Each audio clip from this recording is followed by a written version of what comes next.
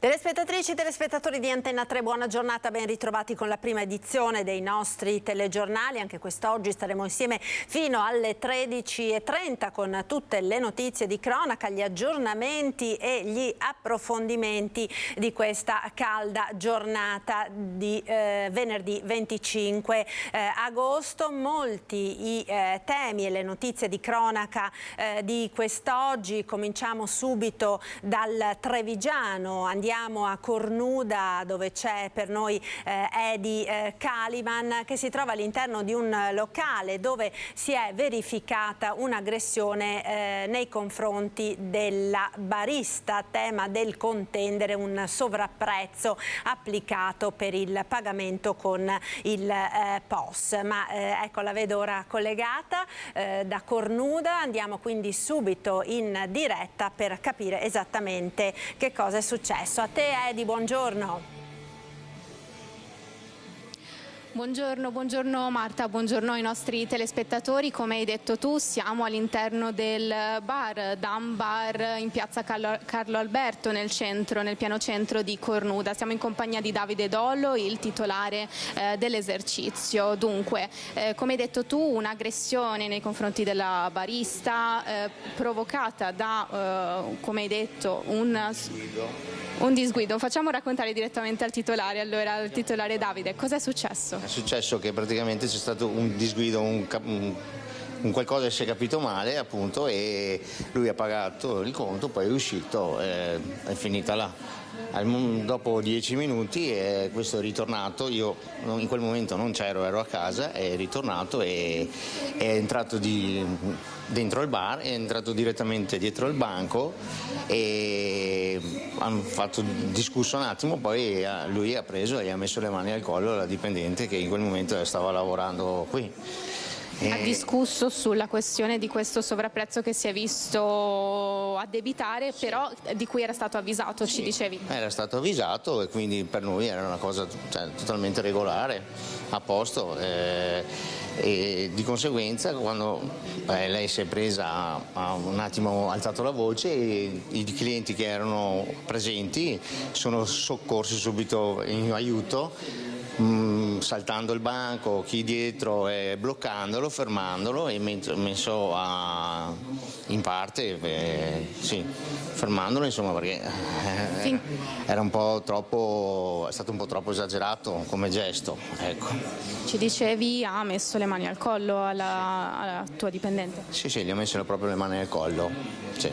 Come sta ora la ragazza? La ragazza è andata appunto al pronto soccorso ieri sera per le lesioni e questa mattina è andata ha fatto dei raggi e sta abbastanza bene, è molto scossa, molto giù, ovviamente. Io anche, perché queste cose qua non devono succedere in pieno giorno, in quanto non siamo per niente tutelati. Io adesso non posso più fidarmi di lasciare una persona dietro il banco, perché adesso cosa è successo? 50 centesimi, non lo so, ma insomma anche se fossero 50 euro non si fanno questi gesti, assolutamente no, cioè proprio sono molto provato per questa cosa. Esatto Marta, perché ci raccontava Davide poco fa che tutto questo è avvenuto in pieno giorno, erano circa le 17:30, 18, la piazza era piena, c'erano altri clienti al bar, ci dicevi? Sì, c'erano altri clienti, c'era una decina di clienti sicuri anche seduti fuori sul plateatico, quindi tempestivamente hanno visto e sono scorsi ad aiutarla, perché io devo solo ringraziare, perché se non ci fossero state loro io adesso non so cosa potrebbe essere, come potrebbe andare a finire la cosa. Mi sembra alquanto grave. Il ragazzo che ha aggredito la tua dipendente era conosciuto, frequentava il bar? No, io non l'ho mai visto qua, se non veniva il pomeriggio, io al pomeriggio raramente sono qua, quindi no. Gli altri giorni, a parte che non l'ho neanche visto in viso, sì, non so chi è. Però i contatti con le forze dell'ordine, ci dicevi, è un ragazzo conosciuto? Loro hanno detto così, però fin là so, non so altro, ecco, per questo dopo, quando sono arrivato lui non c'era più. Dopo questo fatto, come titolare dell'esercizio, ha intenzione di prendere provvedimenti? Che cosa succede ora? Intanto vado in ferie così mi rilasso un attimo e dopodiché vedremo cosa fare, cosa portare avanti. Sì. Ho avvisato il sindaco Claudio Sartor della vicenda, lui giustamente mi ha appoggiato e adesso vedremo cosa succederà. A me dispiace tantissimo di questo fatto, non mi aspettavo proprio, non mi sento proprio neanche più sicuro di queste cose. Penso che magari se fossi stato io dietro il banco forse non avrebbe fatto questo gesto, però si può sempre andare davanti alla cassa e chiedere scusate una spiegazione, ma visto che era andato via, era uscito, cioè non so cosa sia successo dopo. Marta, la tensione stamattina è ancora molto presente tra i tavoli di questo bar. Noi ora cominceremo a sentire qualche persona per capire l'umore dei cittadini di Cornuda dopo questo fatto.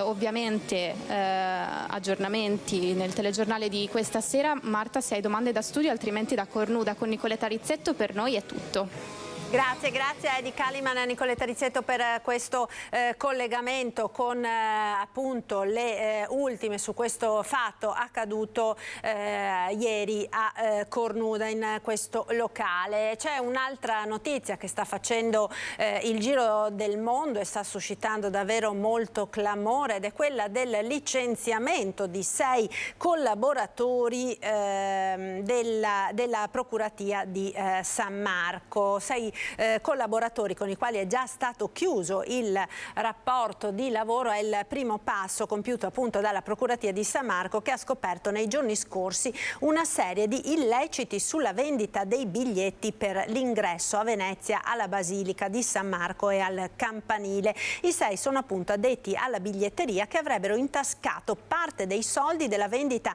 dei ticket d'ingresso. Gli illeciti sono stati scoperti grazie al confronto della bigliettazione elettronica. Tra le contestazioni mosse appunto ai 6 bigliettai l'aver fatto pagare regolarmente il biglietto anche a categorie esenti, come per esempio gli accompagnatori dei disabili e i minorenni, nonostante le esenzioni stesse fossero ben evidenziate all'ingresso della Basilica. Solo nel 2022 la Procuratia ha staccato biglietti per quasi 2,5 milioni di euro per la visita della chiesa, del campanile e del museo. Questa vicenda l'abbiamo affidata a chi di dovere, sono fiducioso che verrà fatta piena luce sull'accaduto. È il commento del primo procuratore di San Marco, Carlo Alberto Tesserin, dopo appunto il licenziamento dei 6 bigliettai che avrebbero fatto sostanzialmente la cresta a Venezia sui ticket d'ingresso alla Basilica. Siamo ovviamente dispiaciuti per l'accaduto, dice Tesserin. Gli ammanchi sarebbero emersi mettendo a confronto gli ingressi con gli introiti giornalieri in una stagione peraltro che ha segnato una rivoluzione con l'introduzione del biglietto a 3 euro per l'accesso sotto la volta bizantina della chiesa. E restiamo nel veneziano, ma andiamo a Mestre, dove vedo si è collegata ora da via Piave Ilaria Marchiori per un nuovo maxi blitz dei carabinieri contro il degrado e lo spaccio in quest'area calda della città. Buongiorno Ilaria.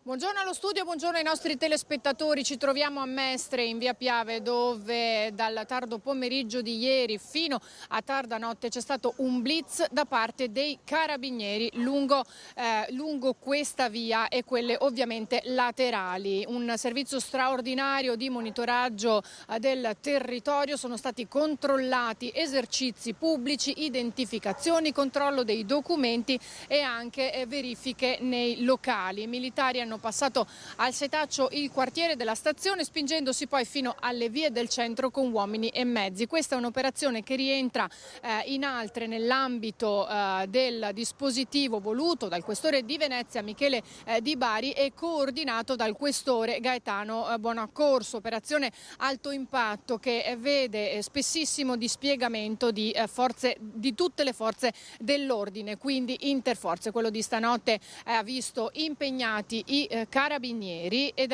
si è svolto appunto fino a tarda notte, dalle prime ore del pomeriggio. Nel frattempo sono nate però alcune polemiche su un video che è stato ideato dai comici Carlo e Giorgio proprio qui su Via Piave. Loro fingono di essere dei tossicodipendenti e ironizzano su quella che è la situazione qui in Via Piave. Ad alcuni l'hanno visto appunto come è il lavoro dei due comici, quindi con ironia. Altri comitati invece, comitati di quartiere, non l'hanno presa troppo bene perché si sono sentiti ancor più in qualche modo presi in giro, perché sostengono che non si dovrebbe ironizzare su quello che accade in questa via, in questo quartiere, in questa zona da ormai troppo tempo, e nonostante ci siano interventi continui, perché li stiamo vedendo da parte delle forze dell'ordine, massima attenzione anche poi da parte del comune che cerca in tanti modi di organizzare anche delle iniziative. Infatti vedete qui nei giardini di Via Piave è stato anche allestito un palco, perché appunto ci sono delle varie iniziative serali proprio per rivitalizzare il territorio, eppure nonostante questo la situazione sembra non cambiare, o comunque si va a periodi. Sicuramente dopo questo blitz di questa notte ci sarà un po' di calma, però come sostengono molti comitati e molti residenti poi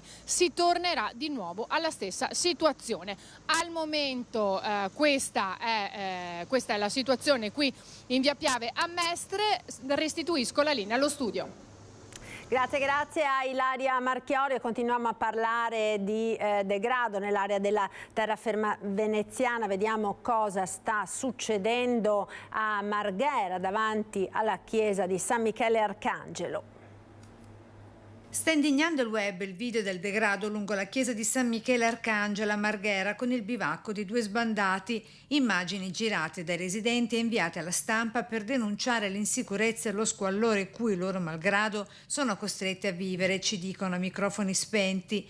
Oggi il bivacco è stato spostato dal portone agli scalini opposti, ma sempre lungo il sagrato della chiesa. Una valigia, scarpe da ginnastica, sigarette, lenzuola, un materasso arrotolato. Chi sono queste persone? Sono un ragazzo, Luca, un ragazzo giovane, ha 33 anni, viene dalla Riviera del Brenta. Con il 33enne veneziano anche una donna di nazionalità bulgara, rovinata dagli eccessi dell'alcol. Una casa ce l'ha, dice, ma vuole stare qui a 2 passi dal bordostrada, lungo via Fratelli Bandiera, dove attende i suoi clienti. 2 vite diverse, accomunate dai tormenti di eccessi e derive, scivolate negli abissi della prostituzione e dell'eroina. Come ci racconta Luca, uno dei 2 senza tetto, occhi color del cielo che sembrano chiamare redenzione. Vedo dalle tue gambe che hai delle lesioni. Come... Sì, sono delle ulcere. Devi farti curare. Ah sì, sì. Cioè si apre da sola, si spacca da sola la pelle? Sì, si rompe praticamente, si crepa. È tanto che vivi in strada? No, non molto. Ti sei trovato per scelta o per necessità, o comunque una cosa è andata... Meno scelta. Tu lavoravi prima, Luca? Sì. Sì. Che lavoro facevi? Ho fatto un po' di tutto, cuoco, cameriere, pizzaiolo. E poi cosa è successo? Quello che un po' succede a tutti, la vita per strada, giovani. Problemi? Praticamente sì, porta dei problemi, sì. Di che tipo? Essere qui. Di droga? No, neanche tanto. Più che altro mi hanno arrestato per spaccio. Tu stando qua che cosa chiedi? Come possiamo esserti d'aiuto? Niente, guarda, adesso vado avanti perché devo trovarmi con un ragazzo che dovrebbe arrivare a momenti. e il ragazzo, come lo chiama lui, arriva e questo Marco Antonio di 23 anni del Gambia si scambia la mano con un altro suo connazionale africano, sembra si siano passati qualcosa, parliamo un po' anche con lui, ci dice di essere arrivato qui per un master universitario. Sono arrivato in Italia dal Gambia per studiare all'università Ca' Foscari per il master universitario in urbanistica. Ce ne stiamo andando quando la luce di speranza per Luca si spegne nell'istante in cui si sta alzando la maglietta, si sta facendo un buco in pancia, è l'ora di pranzo, per lui una dose, per noi un bel pugno nello stomaco. E parlare della vicenda è il predecessore dell'attuale parroco, Monsignor Fornezza, che dice bisogna agire al più presto contro il degrado. Della vicenda abbiamo più volte tentato di parlarne con il parroco della comunità di San Michele Arcangelo. Don Roberto Berton si è limitato a dirci che per i 2 senza tetto ha allertato i servizi sociali. A parlare, senza cadere nei cliché della retorica, il suo predecessore, Monsignor Fornezza, già segretario di Papa Luciani. Se fossi qua io cercherei di trovare la possibilità di trovare dei posti perché possono essere accolti e anche aiutati. Sono cose che dobbiamo fare tutti. È solo che molte volte si guarda dall'altra parte e quindi bisogna essere attenti anche a queste cose. Adesso invece Don Roberto ha detto che ha avvisato i servizi sociali. Sì, va bene, però bisogna vedere quando arriveranno, cosa faranno. Però questi poveretti sono sempre qua. Mi ricordo anch'io quando ero parroco qua, c'era veramente molti di più, abbiamo trovato anche delle soluzioni, però bisogna essere pronti a essere attenti a queste cose. Ed ora un appello della prefettura di Treviso per un ragazzo scomparso. Si cerca da ieri sera Federico Lovison, 27 anni, lo vedete in questa fotografia che è stata appunto diffusa dalla prefettura di Treviso.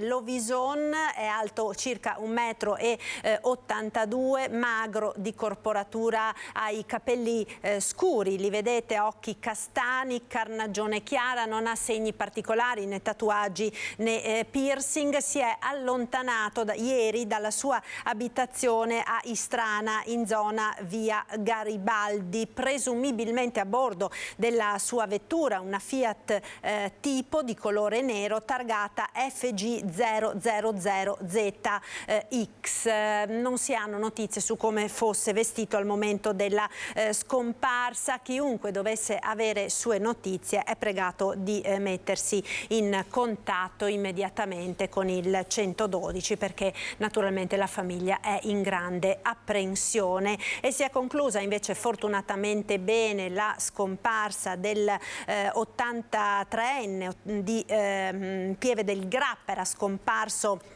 nel pomeriggio di ieri. L'uomo è stato ritrovato, state vedendo appunto le immagini del ritrovamento e del recupero dell'anziano, immagini che ci sono state fornite dai vigili del fuoco. È stato appunto individuato e recuperato insieme al personale del soccorso alpino per essere poi preso in cura dal personale sanitario del 118 e trasferito in ospedale. L'83enne era solito fare delle passeggiate ed è stato probabilmente colto da malore mentre si trovava nel bosco, non facendo più rientro a casa. Alle ricerche, che si sono concluse poi appunto nella tarda serata di ieri, hanno preso parte i vigili del fuoco di Castelfranco, di Treviso, i volontari di Asolo e anche le unità cinofile, delle quali fortunatamente non c'è stato bisogno. Sul posto anche i carabinieri, il sindaco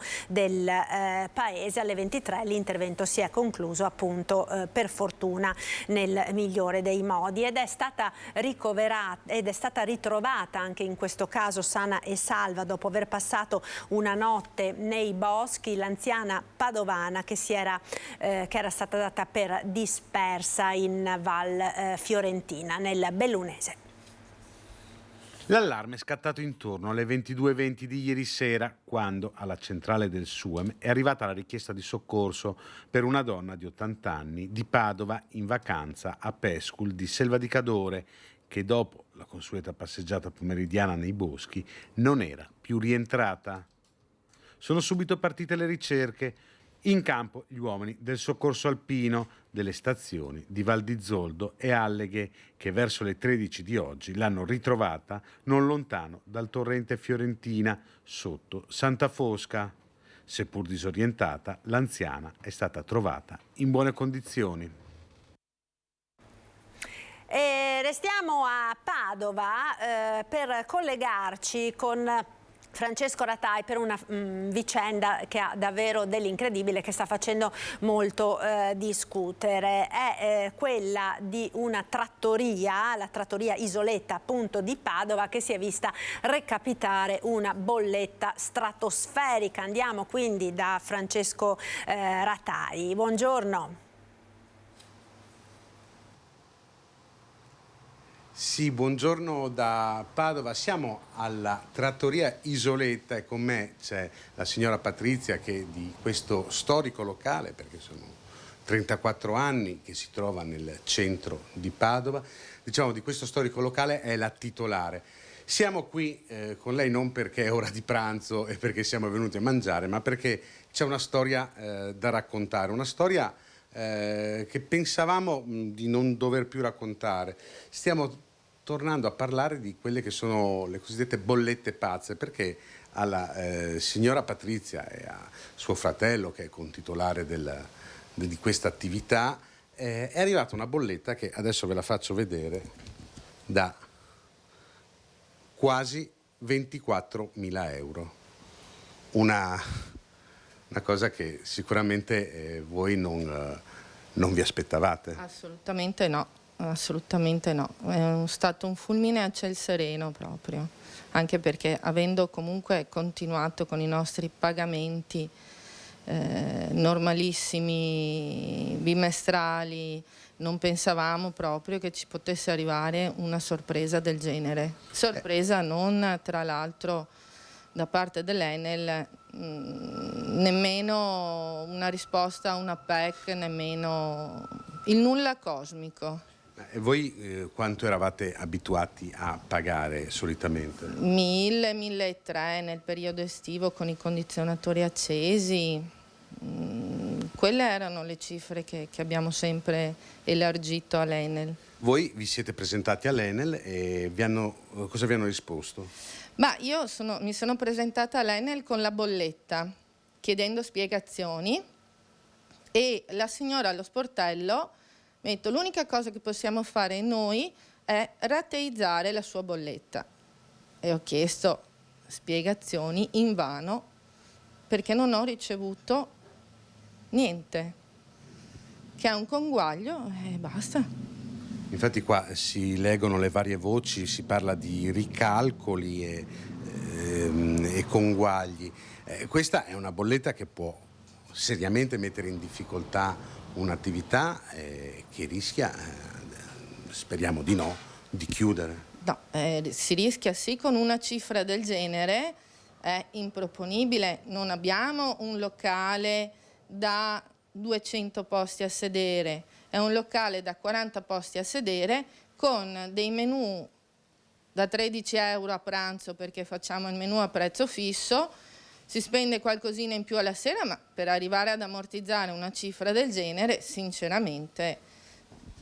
Ecco, la ricordiamo, 23.571,56, fa abbastanza impressione anche da vedere graficamente.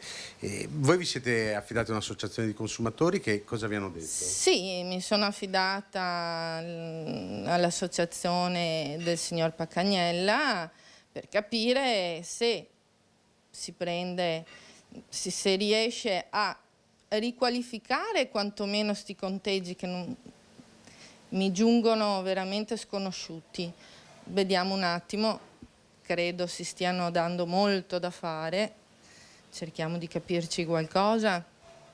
Infatti uno dei temi è che si fa fatica a capire cosa bisogna pagare, proprio perché i conteggi non sono chiari. Voi, quando c'è stato il cambio, l'aumento delle bollette, ne avete risentito? Certo. Anche lì c'è stato un aumento? Certo, che abbiamo sempre retribuito all'ente. E quantificandolo quant'era? L'aumento per quello che ci riguarda è intorno al 15-20% in più di quello che si pagava. Quindi un aumento visibile ma sostenibile. Certo.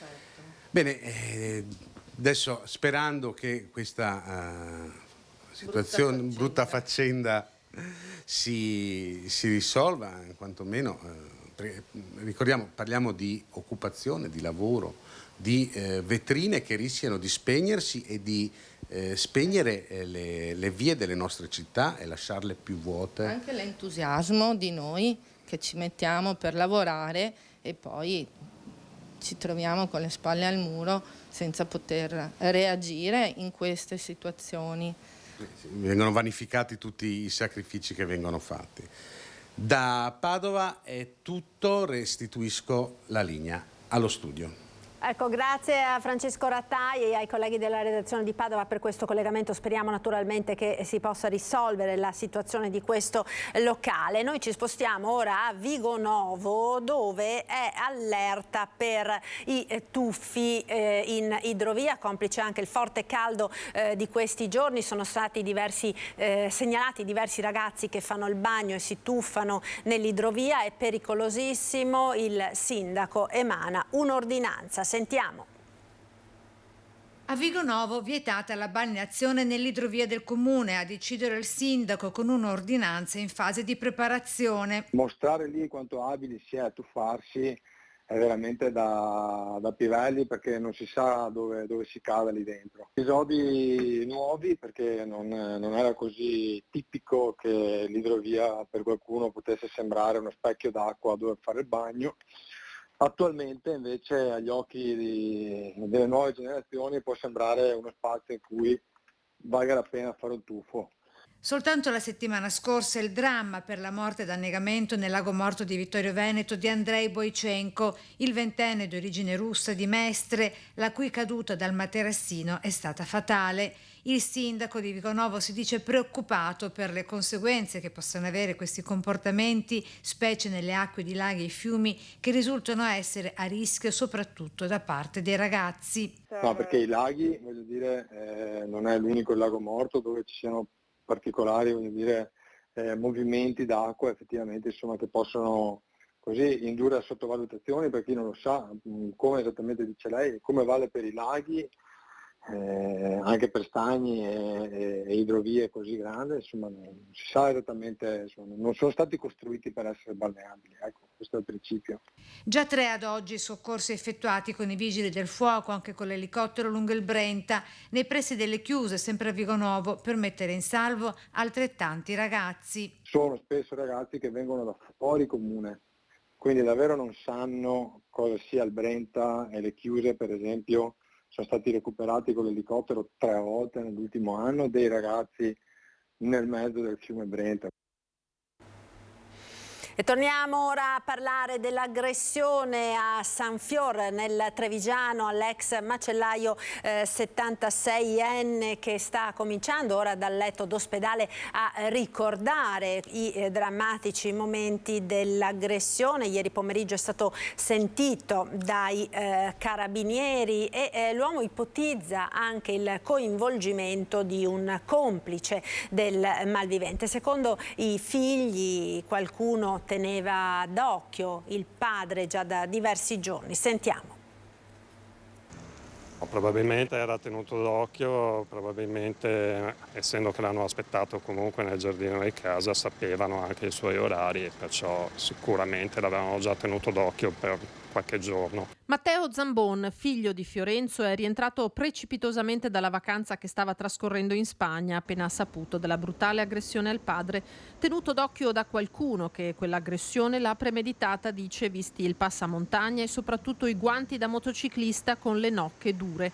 Il 76enne è ricoverato in chirurgia all'ospedale di Conegliano e inizia a ricordare qualcosa in più di quegli istanti. Adesso stava dicendo che forse c'era un complice che aspettava e che l'ha recuperato per andare via, ovviamente, quindi non so, ma parlerà con i carabinieri e chi di dovere. I medici stanno monitorando fratture e lesioni. Oggi rifanno le analisi e si vedrà i risultati, gli esiti. Lui è cosciente comunque? Comunque è cosciente, sì. Si è ripreso abbastanza, adesso ricorda anche quello che è successo. Prima non si ricordava molto bene, ovviamente era confuso la sera stessa, ma adesso è un po' meglio. Dai. Si è davvero accanito contro un anziano? Decisamente esagerato. Non c'è nulla da dire, è un atteggiamento animalesco, perché non si può accanirsi in questo modo contro un anziano, non è pensabile.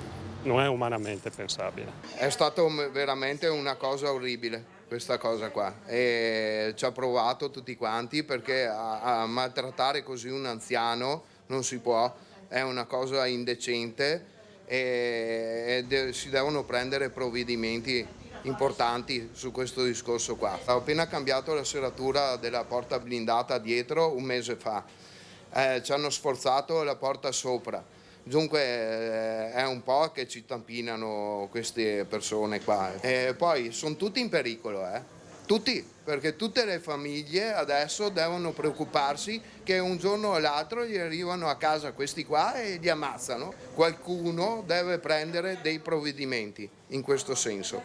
Se no scapperà un morto prima o dopo. Un sentimento condiviso da molti altri cittadini e il brutale pestaggio di Zamboni in piazza Marconi a 2 passi dalla Pontebana non ha fatto altro che confermare le paure della gente, che ammette di girare con uno strumento di difesa anche solo per fare una passeggiata.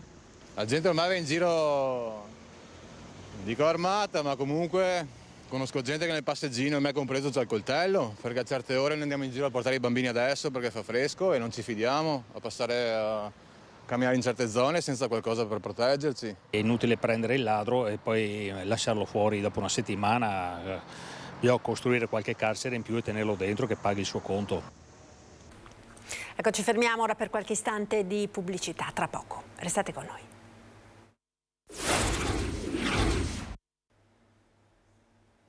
Eccoci nuovamente in diretta, prima edizione dei nostri telegiornali. Siamo al momento del nostro primo approfondimento. Ringrazio per essere con noi Marco Gottardo, direttore di Federalberghi del Veneto. Buongiorno direttore, grazie per essere con noi. Buongiorno a voi.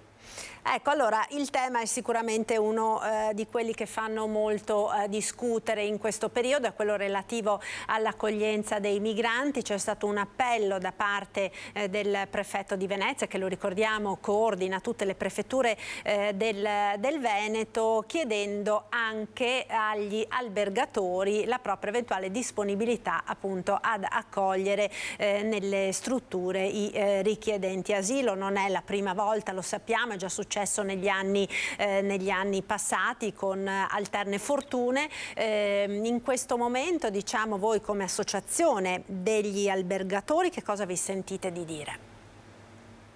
Ma chiaramente gli albergatori del Veneto hanno nel loro DNA l'accoglienza, siamo abituati ad accogliere i nostri ospiti, quindi chiaramente nel momento in cui si parla di solidarietà verso bisognosi cerchiamo di essere in prima fila.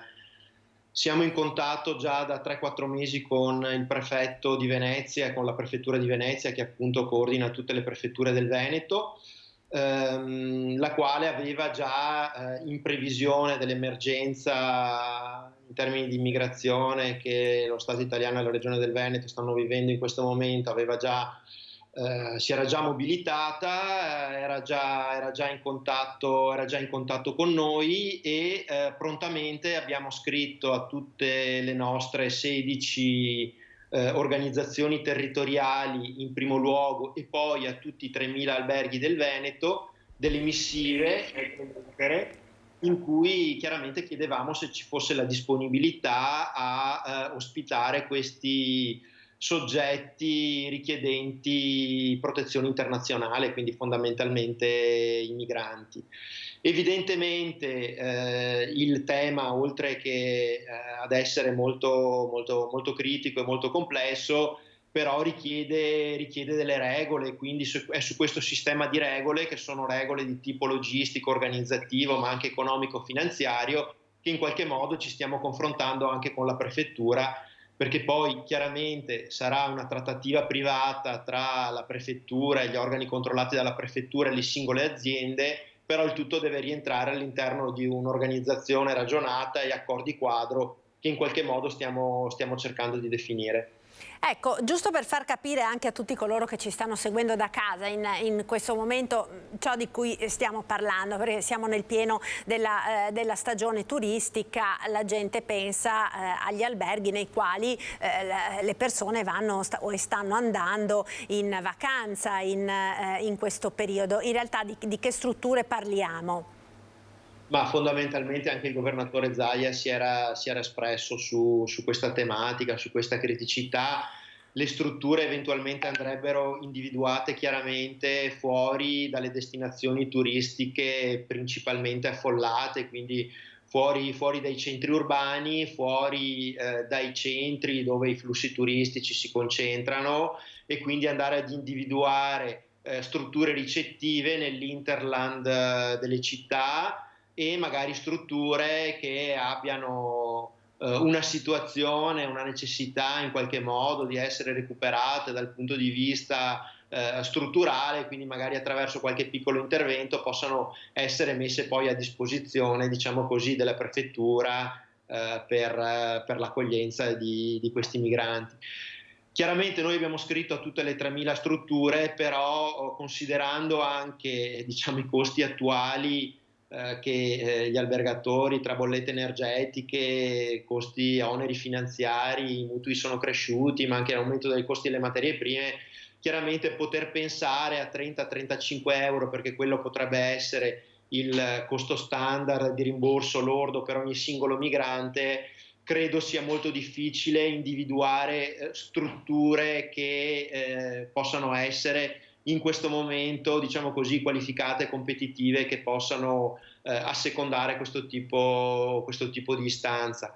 Come peraltro vedo molto difficile far coesistere nella stessa struttura, per questioni, diciamo così, di tipo soprattutto legate alla sicurezza, ma magari anche di tipo inizialmente di tipo igienico-sanitario, quindi tanto che poi non si abbiano tutte le sicurezze del caso, far coesistere cittadini richiedenti protezione internazionale con, diciamo così, flussi turistici standard. Quindi si può parlare solamente di strutture fuori dai percorsi turistici, strutture ricettive fuori dai percorsi turistici, che credo possano essere adibite solamente ed esclusivamente a questo tipo di accoglienza. Quindi magari in futuro potremo fare anche altri tipi di ragionamenti, però ad oggi credo sia molto difficile individuare formule ibride.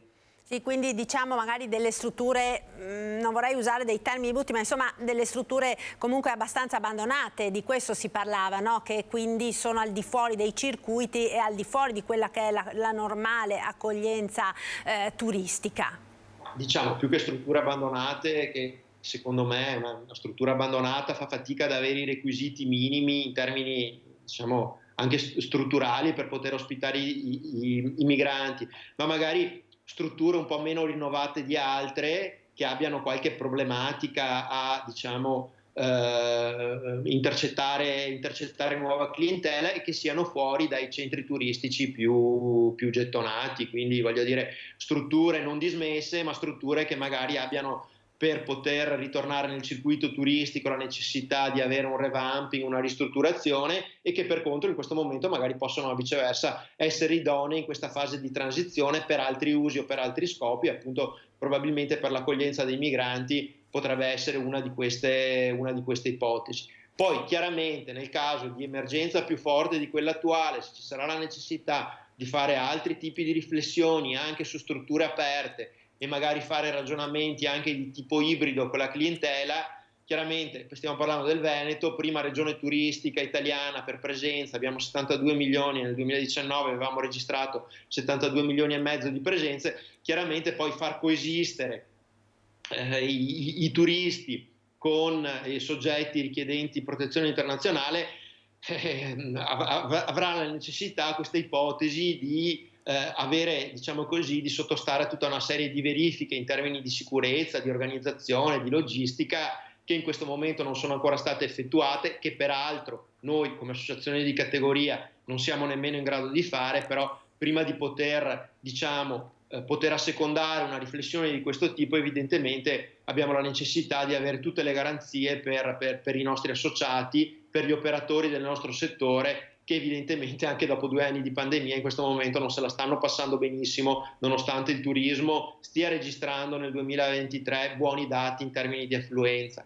Però chiaramente bisogna anche essere realisti, bisogna cercare soluzioni che possano da una parte tutelare gli imprenditori e dall'altra parte poter assecondare, ci mancherebbe altro, anche con uno spirito di solidarietà, un'emergenza che sta diventando anche sociale.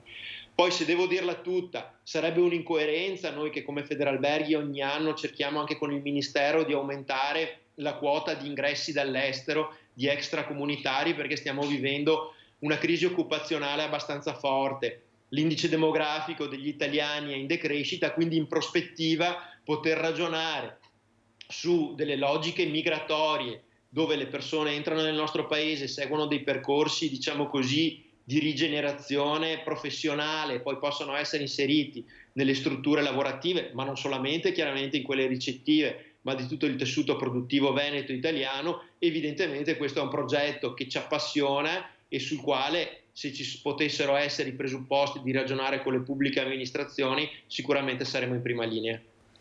Grazie, io la ringrazio per essere stato con noi, per averci illustrato un po' la situazione su questo tema sicuramente delicato e di grande attualità, qual è appunto quello dell'accoglienza dei migranti. Grazie a Marco Gottardo, direttore di Federalberghi del Veneto. Una buona giornata e un buon lavoro. Grazie. Allora noi ora andiamo a Belluno, nella nostra redazione di Belluno, perché vedo che si è collegata la collega Tiziana Bolognani. Buongiorno Tiziana, per parlarci di questa prima ondata di maltempo, se così la possiamo chiamare, che ha spezzato questo caldo torrido, almeno nell'area delle montagne, con un violento temporale che si è abbattuto ieri sera tra Auronzo e Cortina e che ha causato anche diversi problemi. Tiziana, la situazione com'è? La situazione è rientrata nella quasi normalità, perché la strada è stata riaperta, la regionale 48 tra Auronzo e Misurina è stata riaperta questa mattina grazie all'intervento tempestivo del personale di Veneto Strade e dei vigili del fuoco che hanno lavorato da questa mattina. Ci sono i rocciatori sulle pareti per capire qual è la situazione, che comunque resta critica, lo vedete bene dalle immagini. Che cosa è successo? Un violento temporale che si è scatenato attorno alle 18:30 di ieri proprio in montagna fra le zone di Cortina e di Auronzo, acqua veramente a scrosci. Ha causato in Val Marzon una frana che ha interrotto la viabilità e che ha causato anche importanti incolonnamenti d'auto di persone che si spostavano fra Cortina e Misurina. Lo vedete anche in questa emblematica immagine, la prima che è arrivata ieri sera in redazione, auto ferme da una parte, auto ferme dall'altra. La cosa importante è stata che il personale di Veneto Strade assieme ai vigili del fuoco sono riusciti immediatamente ad approntare una bretella per lo scorrimento veloce del traffico sulla ciclabile. La strada però è rimasta chiusa fino a questa mattina. Questa mattina la riapertura, il sindaco l'ha confermato e c'è comunque la frana, questa località è tenuta sotto strettissima osservazione. Contemporaneamente dall'altro lato, mentre la colonnina di mercurio precipitava, e men che non si dica dai 30 gradi, tanta la temperatura misurata a Cortina ieri poco prima delle 18, il termometro è sceso dai 30 ai 15 gradi, improvvisamente acqua e fortissimo vento a Cortina. Il vento ha scoperchiato l'edificio che ospita le scuole medie e ad Acquabona si è rimessa in moto la solita colata di detriti e di fango che ha invaso, sia pur parzialmente, la statale 51 di Alemagna, causando anche in questo caso gli incolonnamenti di rito di persone che si spostavano per rientrare nei loro alloggi e di persone naturalmente che in quelle ore avevano terminato il proprio lavoro e dovevano raggiungere le loro abitazioni. Quindi ci sono stati incolonnamenti, la strada è rimasta a senso unico alternato e però anche lì i vigili del fuoco sono riusciti a liberare presto, tempestivamente la strada. C'è stata un'altra frana che ha investito il passo Tre Croci e che ha colpito un'auto, fortunatamente non c'era nessuno a bordo. Lì per liberare l'auto intrappolata nel fango sono intervenuti gli uomini della protezione civile. Problemi anche in Agordino, dove c'è stata una fortissima grandinata, un violento acquazzone che ai noi ha rimesso in moto i movimenti franosi, la caduta di massi che noi ben conosciamo più o meno all'altezza della località La Stanga. La strada 203 Agordina da questa mattina alle 8:30 è chiusa al traffico, vengono garantite delle finestre ogni 15 minuti dal personale di Veneto Strade che stanno naturalmente operando con la formula della massima urgenza per la messa in sicurezza dei versanti che sono molto fragili. Questa ennesima caduta di sassi, ancorché in corrispondenza con un evento legato al maltempo, ha rimesso in moto le polemiche che ormai durano decenni sulla sicurezza della 203 Agordina, che necessita di essere messa in sicurezza per l'appunto. Lo spazio ci sarebbe, ce lo ha insegnato Vaia con le bretelle che erano state realizzate subito dopo la tracimazione del torrente Cordevole, che lo ricorderete a Ponte Massa, quindi poco distante dalla strada, aveva causato addirittura il crollo di un'abitazione, di una casa intera nel fiume Matta. Ecco, allora Tiziana, grazie davvero, anche naturalmente continueremo a monitorare la situazione, anche perché sappiamo che le previsioni del tempo danno appunto in arrivo un'ulteriore ondata di maltempo che dovrebbe interessare l'intera nostra regione a partire da domenica sera. Grazie allora a Tiziana Bolognani. Noi ora proseguiamo, buon lavoro naturalmente ai colleghi della redazione di Belluno, noi proseguiamo con la cronaca. Ritorniamo a Treviso per parlare di biciclette rubate, perché i responsabili vengono assicurati alla giustizia grazie ad un cartello. È il metodo che è stato adottato dalla polizia locale, che ha consentito agli agenti di risolvere già 3 casi che si sono verificati nelle ultime settimane. Dopo la riforma Cartabia, infatti, per procedere nei confronti degli autori di piccoli reati è necessaria la querela del derubato. Sentiamo. Qualche settimana fa una bicicletta era stata rubata vicino alla stazione dei treni. L'episodio era stato notato dalla centrale operativa, che immediatamente aveva mandato sul posto una pattuglia.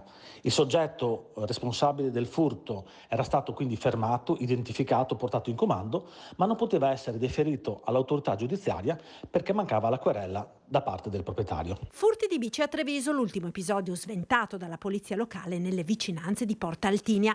Dopo la riforma Cartabia, però, per poter affidare il responsabile del reato alla giustizia è necessaria la querela della persona offesa, in questo caso il proprietario della bici. Ma visto che le bici non hanno targa, come rintracciarlo ed avvisarlo della necessità di sporgere querela? Ecco che la polizia locale di Treviso ha introdotto un metodo semplice ma efficace. Ha appeso un cartello sul posto dove era stata rubata quella specifica bicicletta, avvisando il proprietario che, qualora avesse notato questo cartello, di rivolgersi immediatamente al comando per la restituzione della bicicletta e per sporgere l'eventuale querela.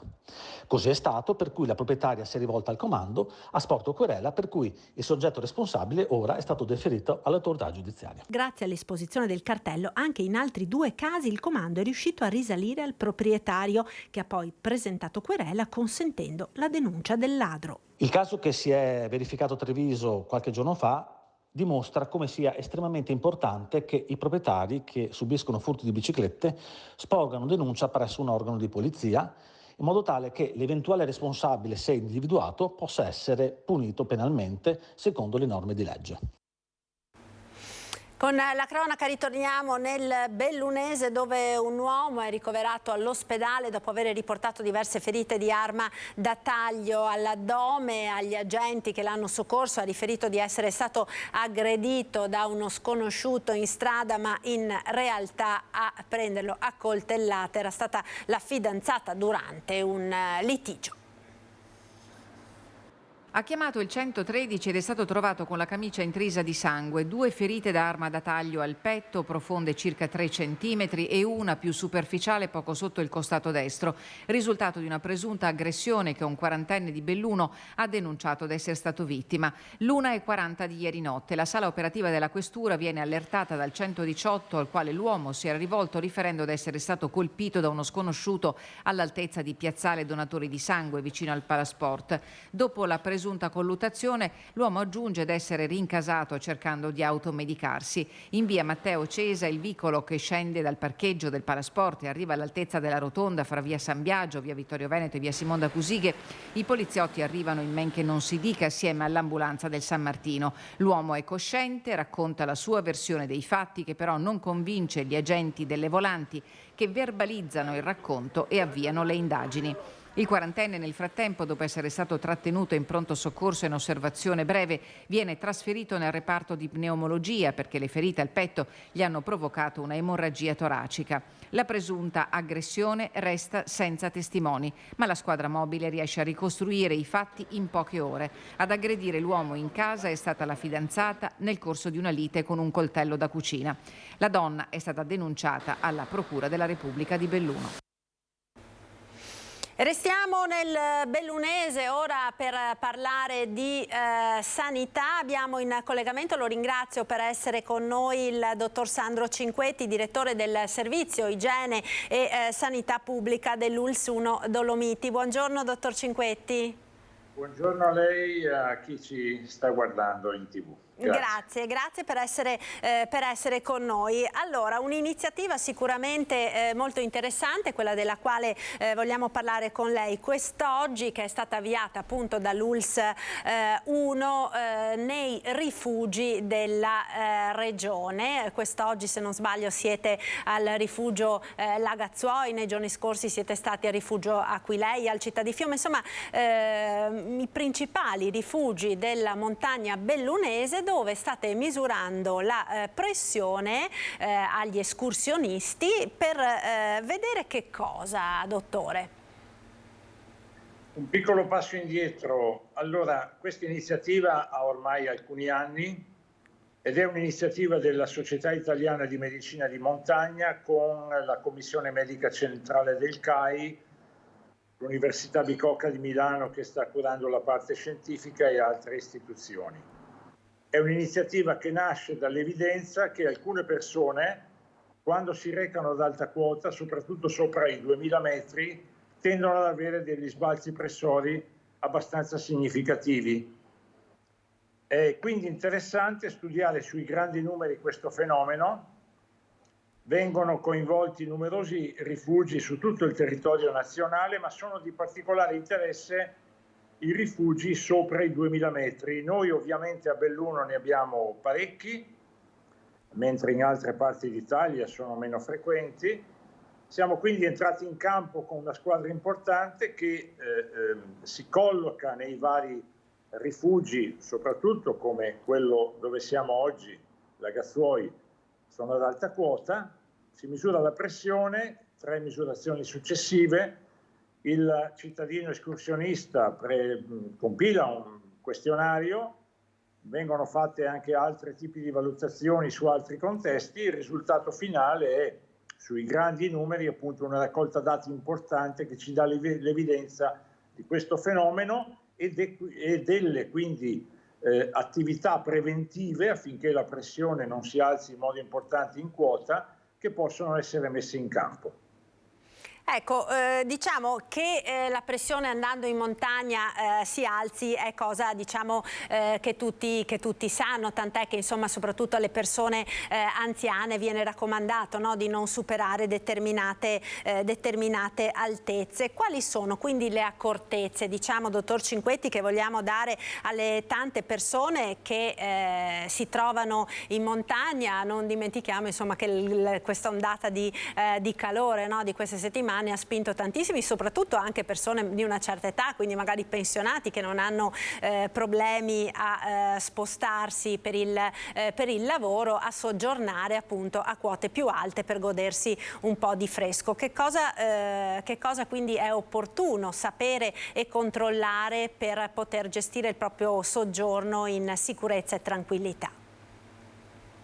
Fino a 15-20 anni circa fa veniva raccomandato alle persone con più di 65 anni di non superare i 1000-1500 metri. Questa indicazione abbiamo visto che nel tempo si è un po' alleggerita, però rimane sempre l'indicazione, perché oggi a 65 anni, età che peraltro ho anch'io, molti si sentono ancora relativamente performanti e giovani. Queste persone tendono ad andare in montagna anche affrontando quote importanti. Io credo che le indicazioni principali, che derivano anche dal buonsenso più che dalla scienza medica da sola, sono di acclimatarsi, quindi di vivere ad alta quota affrontando quote significative non dalla sera alla mattina.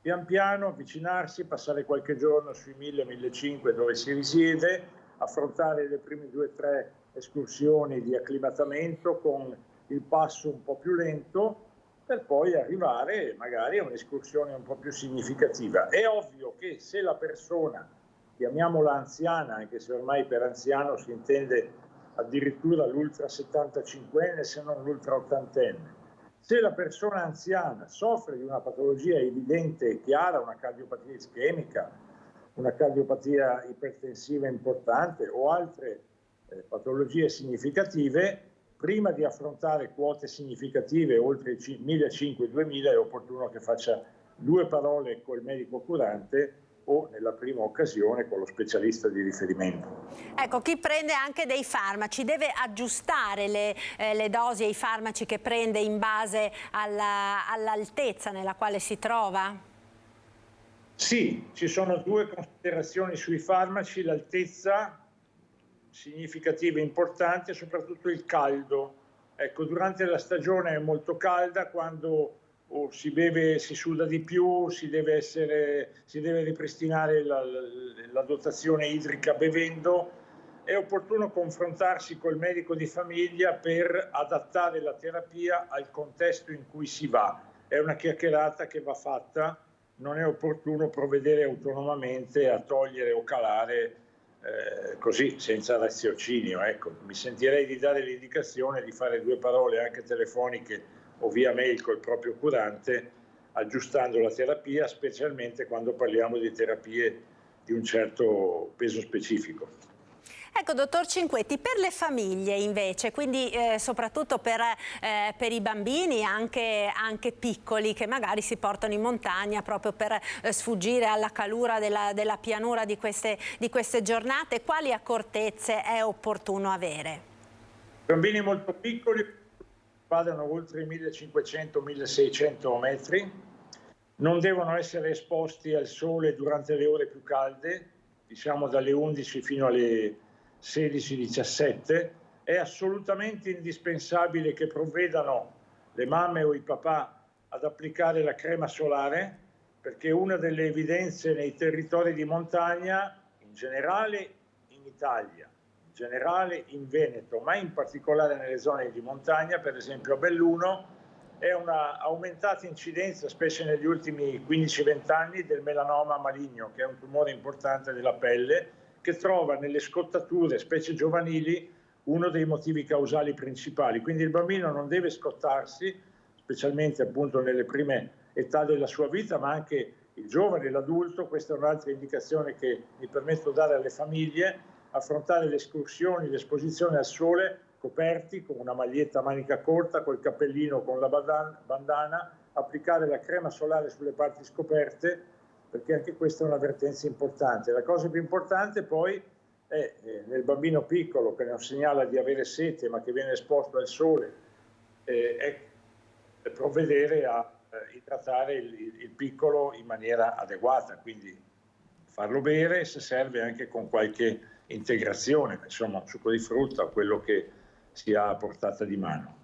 Ecco dottore, perché proprio abbinata a questa campagna diciamo di misurazione della pressione c'è stata anche proprio quella della sensibilizzazione all'uso della protezione solare, l'abbiamo visto prima anche nelle immagini, questi dépliant, questi manifesti che hanno coinvolto anche nel corso dell'anno le scuole della provincia di Belluno, no? I più piccini ai quali avete proprio insegnato come applicare la crema solare, perché è importante farlo, anche magari se si gioca semplicemente all'aperto, ma a una certa quota insomma il sole risulta davvero molto, molto forte, no? Durante il Covid abbiamo studiato molto i fenomeni patologici non Covid della nostra provincia, che poi è una provincia abbastanza simile ad altri contesti montani. Abbiamo verificato insieme con l'Università di Padova e col Servizio Epidemiologico Regionale, come dicevo prima, che l'incidenza del melanoma in provincia di Belluno è particolarmente significativa. Siccome sappiamo che il melanoma deriva da reiterate scottature, specialmente giovanili, specialmente a carico di persone con occhi chiari, capelli biondi, pelle chiara, quindi con abbronzature che non siano condotte gradualmente, ma con le classiche arrossamenti della sera, questo non va bene, abbiamo deciso di intervenire in maniera importante. Concluso le norme Covid, campo varie iniziative con le quali abbiamo investito, diciamo, coinvolto tutto il mondo scolastico, molto sensibile in questo territorio alle attività di promozione della salute, facendo dei concorsi anche con i bambini che hanno disegnato delle raccomandazioni, bei disegni a favore degli utenti dei rifugi e i primi premiati sono stati riconosciuti con la tovaglietta di rifugio. Chi va nei rifugi che hanno aderito a questa iniziativa del territorio bellunese troverà queste belle tovagliette con una raccomandazione sulla prevenzione del melanoma. Oltre a questo, nei vari punti scolastici sono state messe a disposizione monodosi di crema solare e indicazioni condivise dagli insegnanti su come comportarsi per proteggersi dal sole, specie in queste giornate molto calde e a grande impegno solare. Ecco dottore, un'ultima cosa prima di salutarla, visto che appunto come diceva avete riscontrato questo incremento importante dei casi di melanoma nella nostra regione, ma in particolare nella provincia di Belluno, quali sono diciamo i campanelli d'allarme, quali sono i segnali che devono indurre a rivolgersi al proprio medico, fatto salvo naturalmente tutto quello che abbiamo detto finora per la prevenzione? Beh, intanto ribadisco il fatto appunto della prevenzione, perché alla fine quando arriviamo alla diagnosi precoce siamo già in una fase un po' delicata, quindi investire moltissimo sulla prevenzione, non trascurare mai la crema solare e l'abbigliamento protettivo quando si va al mare, ma questo in generale viene fatto, e quando si va in montagna dove generalmente invece questo non viene fatto. Una piccola indagine che abbiamo fatto internamente, abbiamo visto che l'80% delle mamme bellunesi mette la crema ai figli quando li porta al mare, solo il 30% la mette quando li porta in montagna. Già questo ci dà l'idea che c'è molto da lavorare su questo. Per tornare ai campanelli di allarme, ognuno di noi conosce un po' i propri nei cutanei. Quando un neo comincia a muoversi, si dice sanguinare piuttosto che ingrandirsi, piuttosto che cambiare colore, vale la pena di fare una chiacchierata col proprio medico curante che valuterà poi se inviare allo specialista. Non è il caso di intasare le già impegnative attività specialistiche, però un passaggio quando un neo cutaneo diventa particolarmente impegnato e impegnativo, vale la pena farlo. Ecco, con una autogestione si può fare, ci sono anche dei tutorial in questo senso che insegnano quando e se preoccuparci. Grazie dottor Cinquetti, buona giornata e buon lavoro e buona montagna naturalmente a tutti coloro che sono in montagna o sono in procinto di andarci. Grazie a lei. Un saluto quindi al dottor Sandro Cinquetti, direttore del Servizio Igiene e Sanità Pubblica dell'ULSS 1 Dolomiti. Noi ora ci fermiamo per qualche istante di pubblicità. Ci rivediamo tra pochissimo, restate con noi.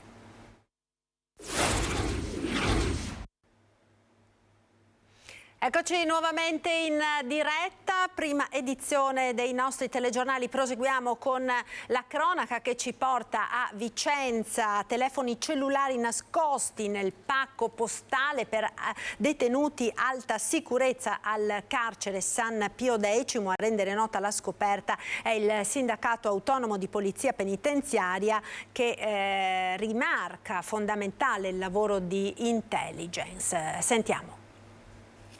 Hanno tentato di introdurre 3 microtelefoni cellulari in carcere a Vicenza, ma il pacco sospetto, che sarebbe stato destinato a detenuti ad alta sicurezza ristretti al San Pio X, è stato intercettato dal personale di polizia penitenziaria, sequestrato e posto nella disponibilità dell'autorità giudiziaria.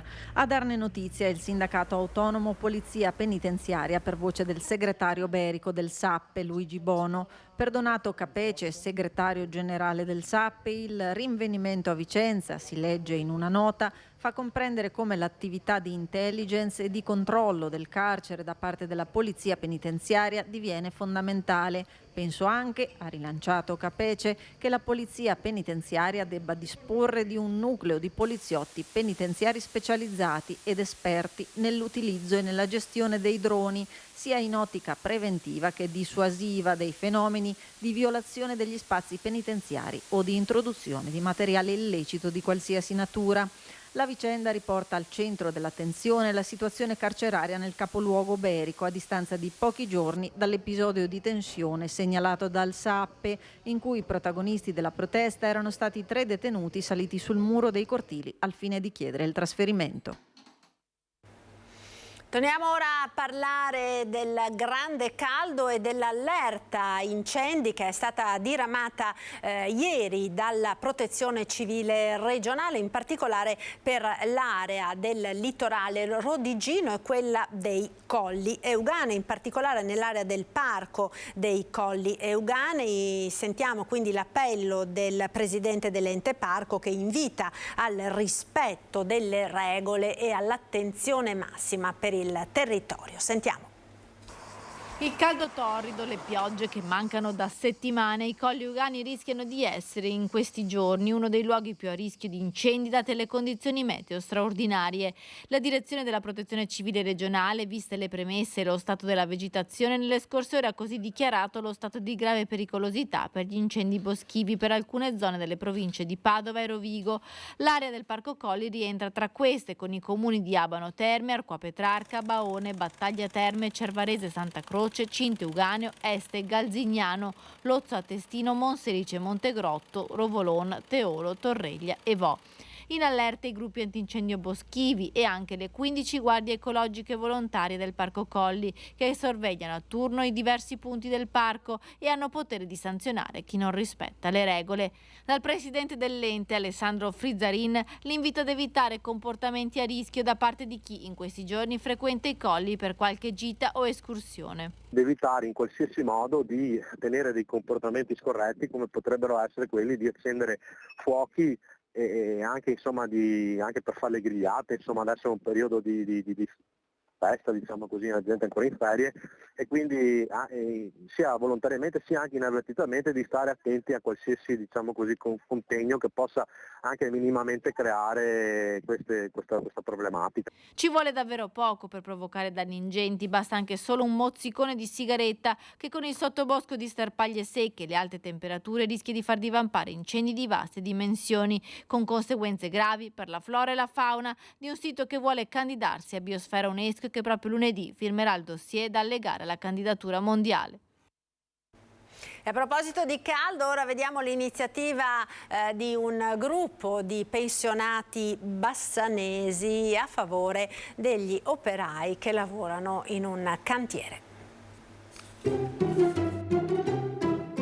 C'erano una volta quelli che in bolognese si chiamano umarell, definizione calzante per i pensionati che con grande regolarità, sotto il sole o con la pioggia, osservano l'avanzamento dei cantieri nel formicaio d'asfalto e cemento delle città. Ecco, a Bassano la specie si è evoluta nel pensionato 4.0, che pur mantenendo la passione per cantieri e lavori pubblici in generale, si adegua ai tempi che cambiano.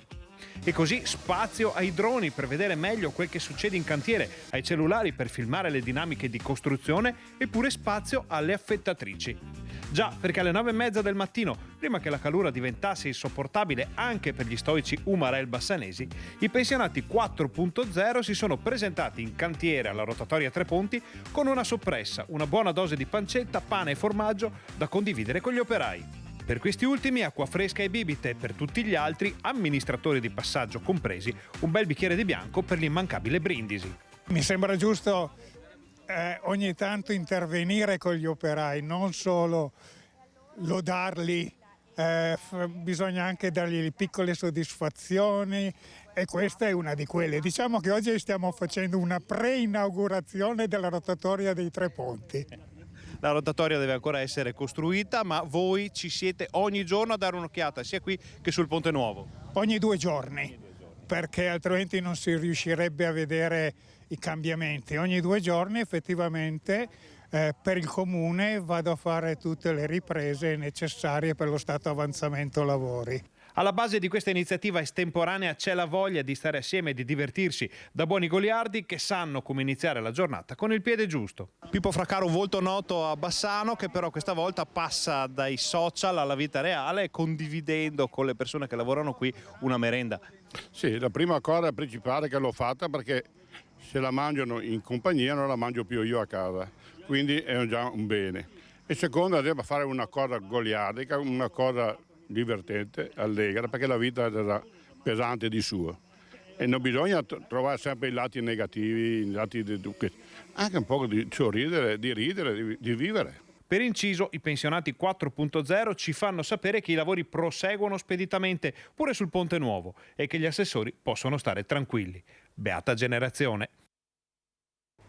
E con il caldo record di questi giorni è assalto alle piscine. Siamo andati a quelle comunali di Treviso. Vediamo.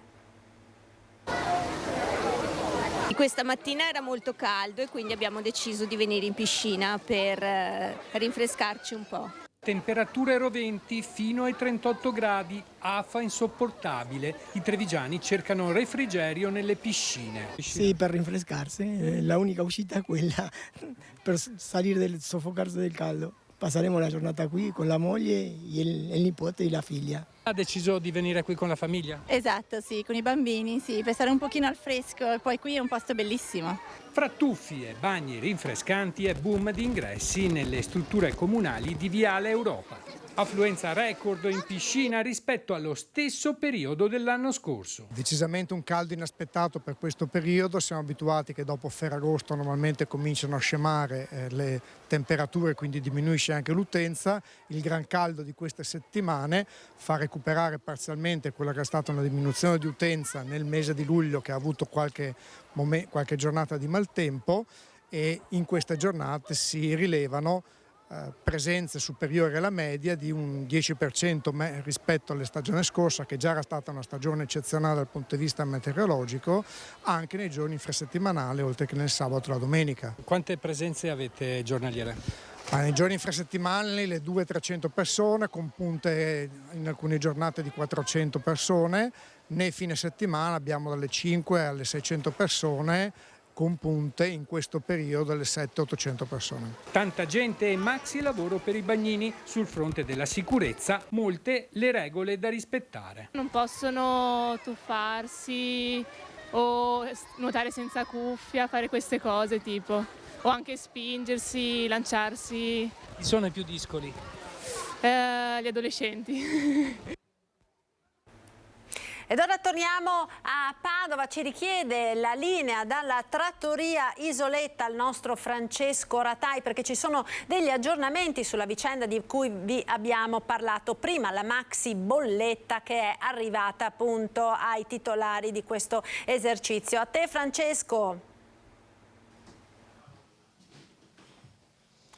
Sì, vi richiediamo la linea perché nei brevi momenti in cui ve l'abbiamo restituita alla signora Patrizia è arrivata una telefonata proprio dell'Enel che annunciava cosa? Che verrà temporaneamente sospesa la pratica per avere un ricalcolo della bolletta in sostanza da parte loro. Ecco, perciò, quindi c'è da augurarsi che questo ricalcolo sia un po' più basso, ben più basso di questo 23.571 euro che vediamo nella bolletta. Questo vi dovevamo, restituisco la linea allo studio. Ed ora parliamo di cambiamenti climatici che stanno creando delle ripercussioni e stanno producendo degli effetti sull'agricoltura, sull'allevamento ma anche sulle api. Proprio per parlare di questo ci colleghiamo con Marostica dove c'è Sharon Di Carlo. Perché gli apicoltori sono molto preoccupati, la produzione di miele è precipitata dell'80%. A te Sharon, buongiorno.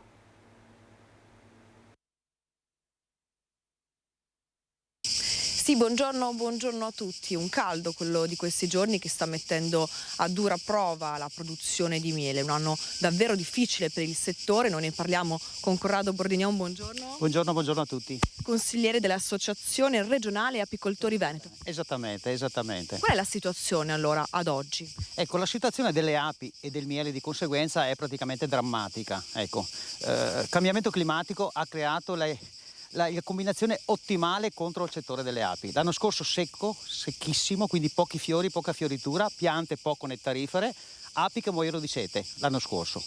Inverno relativamente mite, api che invece di andare in letargo continuano comunque l'attività, continuando l'attività consumano le scorte di miele che hanno.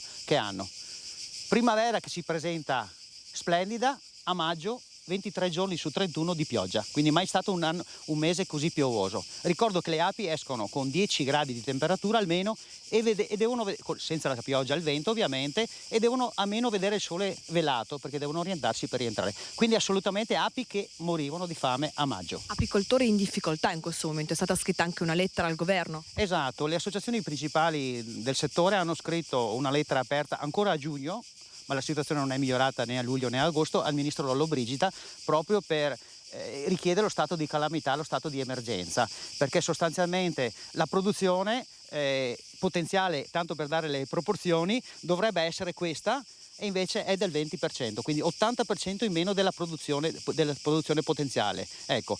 E oltre a non produrre miele, quindi apicoltori professionali senza reddito, quindi sull'orlo del fallimento, la necessità di nutrire le api col fruttosio, che è questo prodotto qua si chiama Candito. Ecco, questo ha raddoppiato quasi i costi nel giro di un anno. Quindi costi sulle spalle degli apicoltori. Esattamente. Allora, finché, come il sottoscritto è un hobbista, dice vabbè, in quest'anno è andata così, ma capiamo bene che chi ha 200-300 alveari, quindi a spese, a dipendenti, perché si tratta di un lavoro ancora artigianale fatto a mano, chiaramente non ci sta più dentro nei costi, quindi senza il supporto, il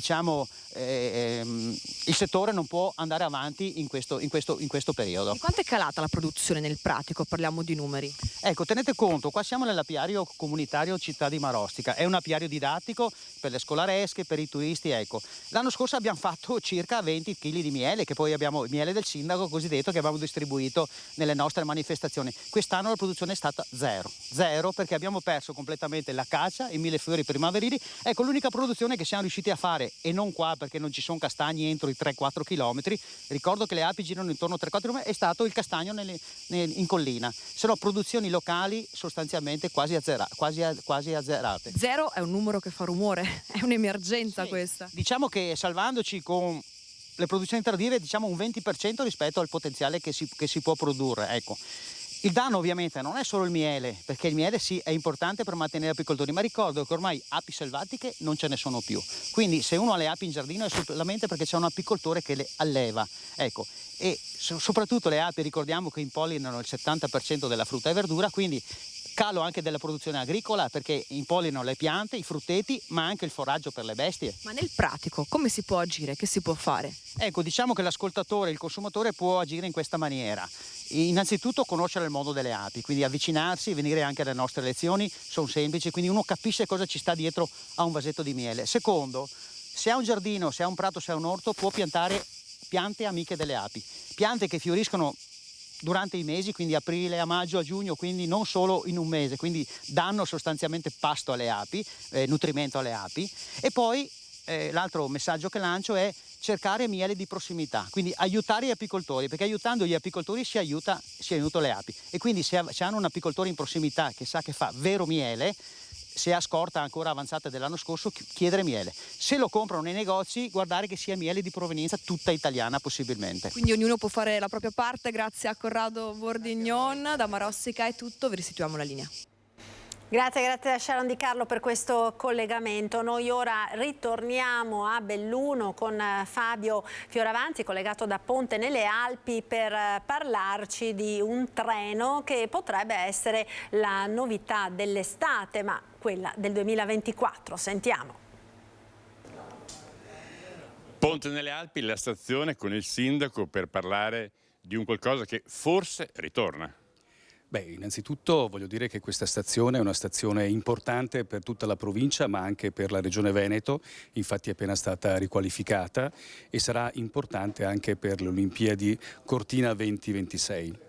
Non sono terminati i lavori perché ci sarà il sottopasso che dalla stazione ferroviaria porta alla frazione di Polpet e inoltre la messa a punto di tutta la zona che era del Montacarichi, che sarà un percorso legato anche alle corriere. La fermo un secondo, ricordiamo Polpet tra l'altro che si prepara a ospitare nuovamente una sagra molto importante, per cui molta attesa a Polpet, ma parliamo di questo treno. Il treno, dunque, a parte le rievocazioni storiche che sono dal mio punto di vista importanti perché danno l'idea di quello che è stata la storia della mobilità in Italia.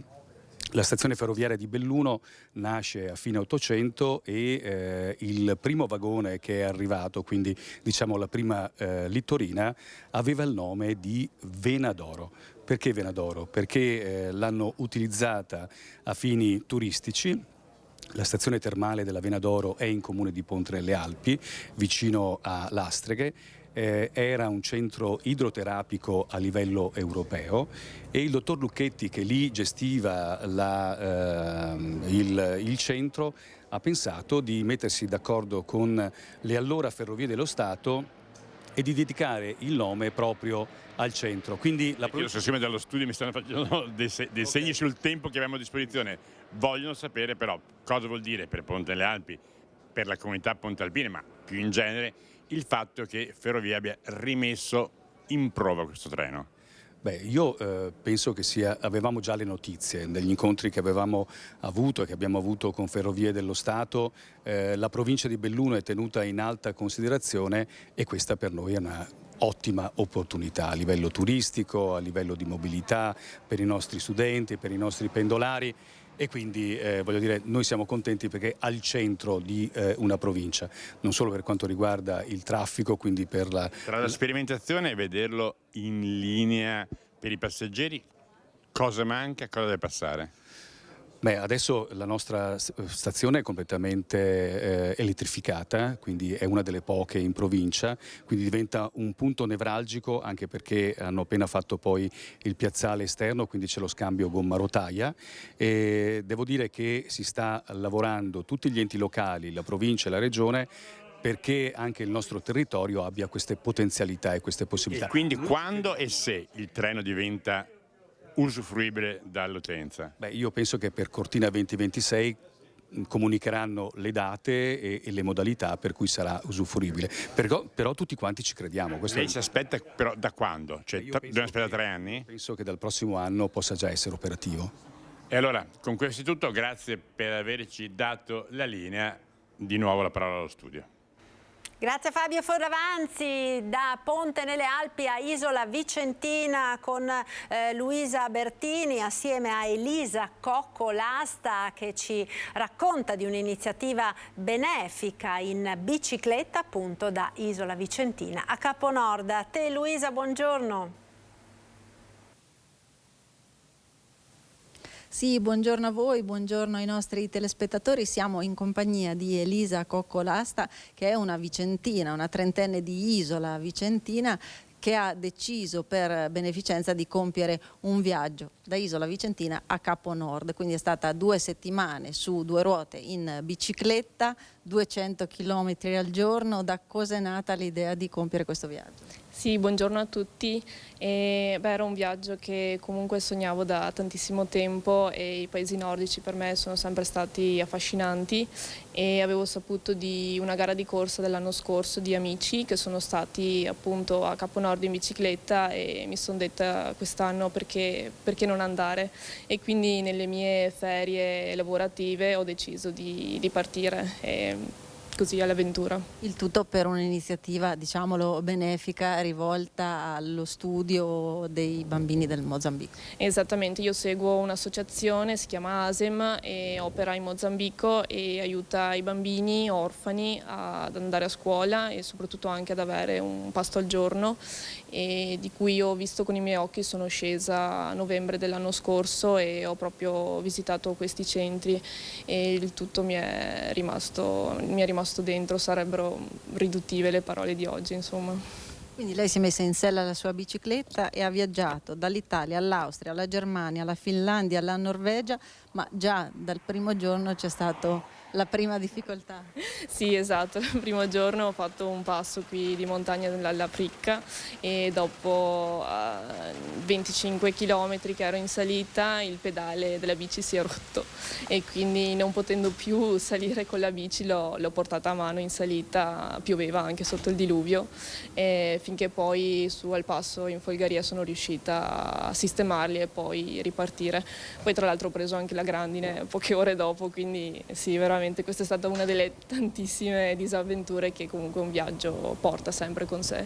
Un viaggio che lei ha compiuto da sola, e poi tra l'altro anche in ambienti in cui non c'era nessuno. Lei prima mi diceva c'erano soltanto renne e la strada. Sì, esatto, sono partita da sola, e soprattutto l'ultima mia settimana di viaggio percorrevo anche 150 km e non c'era nulla, ero io, le renne, i boschi e qualche macchina che passava, tanto che ogni tanto mi chiedevo: ma se la mia bici qua si rompe cosa faccio? Beh, per fortuna è andato tutto bene. Poi anche per dormire lei ha cercato l'accoglienza delle persone che riusciva a contattare anche attraverso un'app, ma mi diceva che nei momenti di emergenza ha dormito nella stazione dei treni e alle fermate degli autobus. Sì, esatto, cercavo sempre di immergermi un po' nella cultura locale, chiedendo proprio ospitalità, però tante di quelle volte sì, ho dormito nella stazione dei treni, oppure nelle fermate degli autobus, oppure anche lungo la strada ho dormito.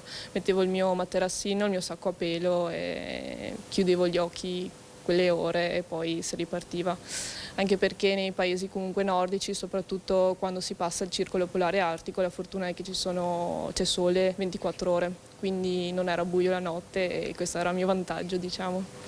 Ecco, la missione è stata compiuta, avete anche raccolto questi fondi che andranno ai bimbi del Mozambico?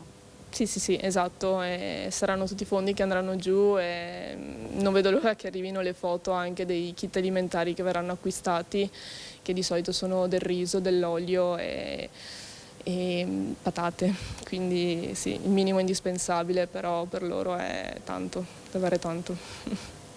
Ecco, io ringrazio Elisa Coccolasta e restituisco a voi la linea allo studio. Grazie a Luisa Bertini per questo bel collegamento. È tutto dunque per questa edizione, vi ringrazio per essere stati con noi. Vi ricordo subito dopo il TG l'appuntamento con i film di Antenna 3. Quest'oggi andrà in onda La leggenda dell'arciere di fuoco con Burt Lancaster. È tutto, vi lascio alle previsioni del tempo, al meteo, arrivederci.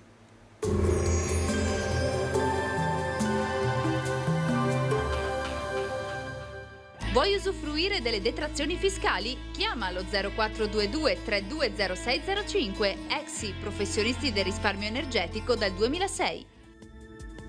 Bentrovati al meteo. L'anticiclone africano occupa stabilmente l'Italia. Arrivano conferme sull'arrivo di una perturbazione capace di rinfrescare. Ma secondo le attuali proiezioni il caldo estremo insisterà fino al weekend del 26 e 27 agosto. Il dettaglio intanto di giovedì 24 agosto. Sul Veneto, come ci mostra la grafica, avremo un ampio soleggiamento con cielo limpido e sgombro da nubi. Clima afoso, il caldo si farà sentire anche di notte con temperature minime che faranno fatica a scendere sotto i 26 gradi, massime che si spingeranno diffusamente sopra la soglia dei 35 gradi con punte di 37 gradi. Spostiamoci ora sul Friuli Venezia Giulia, anche in questo caso tanto sole, cielo in prevalenza sereno. Sui monti nel corso del pomeriggio si avrà qualche annuvolamento.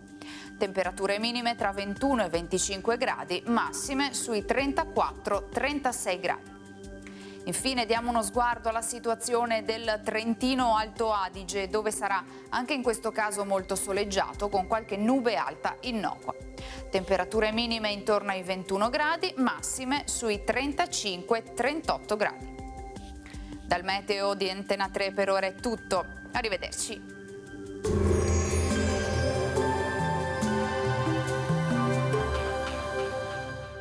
Vuoi usufruire delle detrazioni fiscali? Chiama lo 0422 320605. Exi, professionisti del risparmio energetico dal 2006.